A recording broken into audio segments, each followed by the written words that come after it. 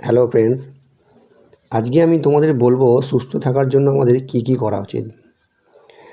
অনেকে আছে যাদের শারীরিক কোনো সমস্যা হলে, যেমন প্রেশার, সুগার, থাইরয়েড, ক্রিয়েটিন, আরও অনেক মেয়েদের অনেক সমস্যা আছে, তারা আগেই ডাক্তারের কাছে ছোটে ওষুধের কারখানা নিয়ে বসে পড়ে, হাজার হাজার টাকার ওষুধ খায়। কিন্তু তারা যদি এইসব জিনিসগুলো করার আগে কিছু জিনিস মেনে চলে, তাহলে কিন্তু এইসব সমস্যাগুলো থেকে অতি সহজেই রিকভারি হতে পারে।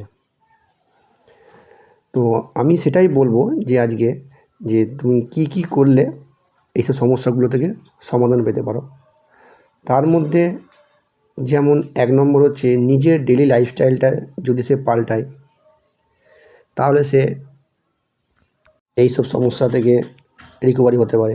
ডেইলি লাইফস্টাইলের মধ্যে কী আছে, যেমন 24 ঘন্টার মধ্যে তাকে সারাদিনে অন্ততপক্ষে 1 ঘন্টা ফিজিক্যাল অ্যাক্টিভিটি করতে হবে।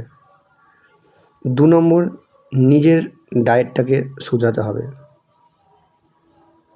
আর পর্যাপ্ত পরিমাণে ঘুমাতে হবে। এটা যদি কেউ 1 মাস করে, তাহলে সে নিজের মধ্যে পরিবর্তন বুঝতে পারবে। সবাই ভালো থেকো, সুস্থ থেকো।